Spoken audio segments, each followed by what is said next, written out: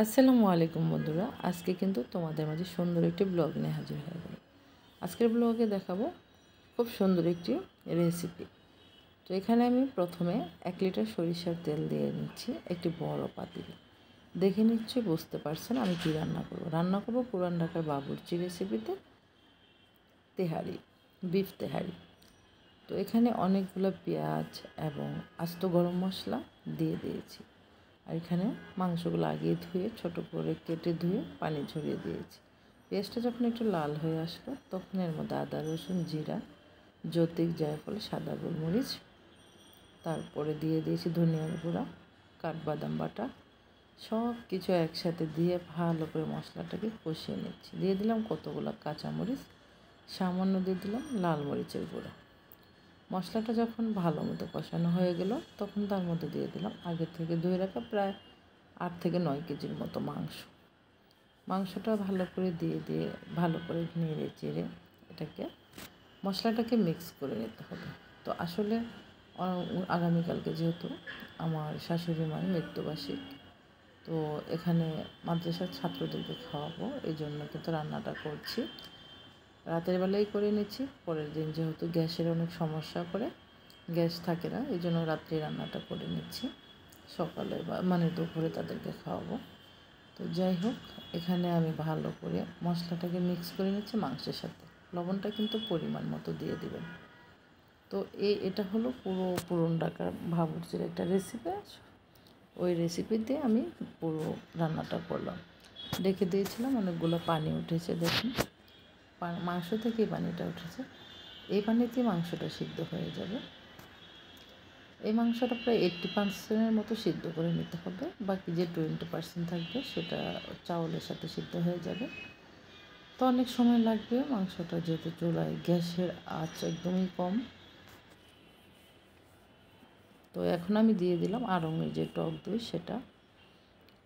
এখানে আমি প্রায় 1 থেকে 1.5 কাপের মতো টক দই দিয়েছি, দিয়ে ভালো করে মিশিয়ে নিচ্ছি। এর সাথে কিন্তু বিফ তেহারি খেতে খুবই ভালো লাগে। আপনারা যদি এভাবে আমার রেসিপিটা ফলো করে রান্না করেন, আমি আজকে প্রায় 30 থেকে 40 জনের মতো রান্না করেছি। আপনারা চাইলে কিন্তু 30-40 জন মানুষের রান্না অনায়াসে করে ফেলতে পারবেন বাবুর্চি ছাড়া। সামান্য আমি সস দিয়ে দিচ্ছি। এখানে সস হবে 1/2 কাপ টমেটো সস। আসলে বললাম না, রেসিপিটা আমার না, রেসিপিটা পুরান ঢাকার একজন বাবুর্চি, তার রেসিপিতে আমি এই তেহারিটা রান্না করলাম। তো মাশাআল্লাহ, তেহারিটা অনেক বেশি টেস্টি ছিল। আমি প্রথমে ভয় পেয়েছিলাম না জানি বাবুর্চির মতো না হয়, কিন্তু আলহামদুলিল্লাহ পুরো বাবুর্চির রেসিপিতে রান্না করেছি ঠিক তাদের মতো হয়েছে। কিছু আলু আমি দিয়ে দিয়েছি, ছোট আলু, এটা অপশনাল, আপনারা পছন্দ না করলে বাদ দিতে পারেন। আর এখানে আলু বোখারা দিয়ে দিয়েছি প্রায় এখানে 200 গ্রামের মতো, 150 থেকে 200 গ্রাম হবে আনুমানিক। দিয়ে ভালো করে নেড়ে চেড়ে মিশিয়ে দিচ্ছি।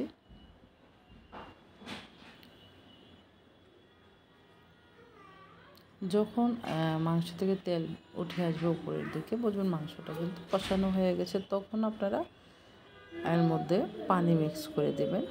আসলে চাউলের পরিমাণটা বুঝে পানি এটা আপনারা দিতে হবে। আমি প্রতি কেজিতে 1.5 কেজির মতো পানি দিই, চাউলটা যদি পুরানো হয়। দেখুন মাংসটা কিন্তু আমার কষানো হয়ে গেছে, তেল ছেড়ে দিয়েছে। পানিটা একদম শুকাবো না, যেহেতু তেহারি রান্না করব।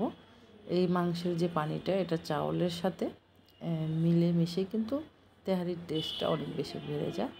তো দেখুন আমি এখন 2টা পাতিলের মধ্যে নিয়ে নিচ্ছি, যেহেতু আমি লাকড়ির চুলা না গ্যাসের চুলায় রান্না করব। একসাথে যদি 8-10 কেজি রান্না করা হয় তাহলে কিন্তু তাপটা লাগবে না। আমি আরেকটা পাতিলে ট্রান্সফার করে নিচ্ছি। ট্রান্সফার করে নিয়ে দিয়ে দিলাম গুঁড়ো দুধ। 2 পাতিলের মধ্যে পানি দিয়ে পরিমাণ মতো গুঁড়ো দুধ দিয়ে লবণ দিয়ে ভালো করে লবণের টেস্টটা দেখে নিলাম ঠিক আছে কি না। তারপরে এটার মধ্যে আপনারা কেওড়া জল, ঘি আপনারা আপনার ইচ্ছে মতো দিয়ে নেবেন।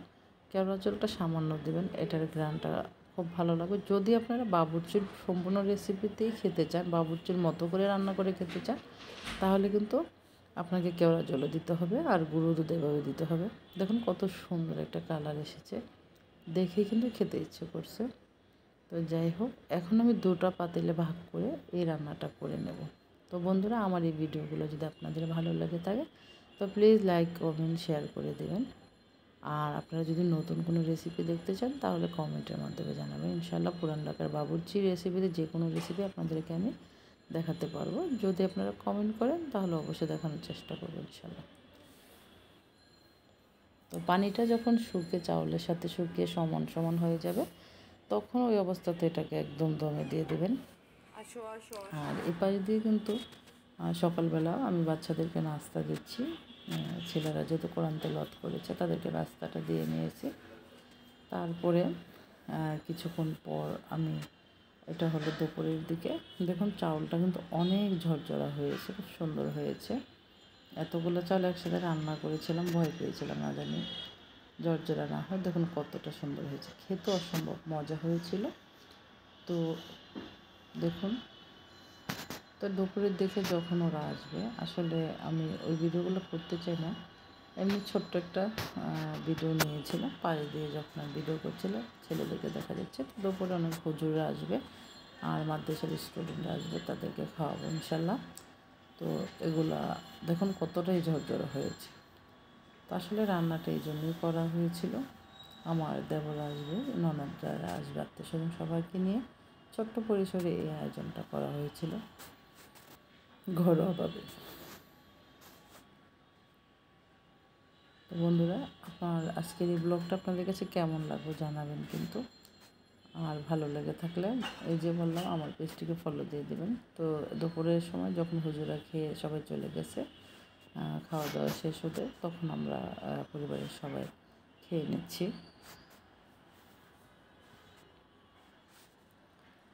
প্রায় শেষের দিকে, এখন কিন্তু খাওয়া দাওয়া শেষ, সব শেষে আমার বুয়াও চলে আসছে কাজ করবে। তো ভাবলাম আমরা সবাই একসাথে খেয়ে নিই, বুয়াকেও খাইতে দিলাম। তো যাই হোক, সব শেষ কিন্তু আমাদের খাওয়া দাওয়া, সবার খাওয়া দাওয়া শেষ। তো আজকের ব্লগটা এখানেই শেষ করব। তো সবাই ভালো থাকবেন, সুস্থ থাকবেন। আল্লাহ হাফেজ।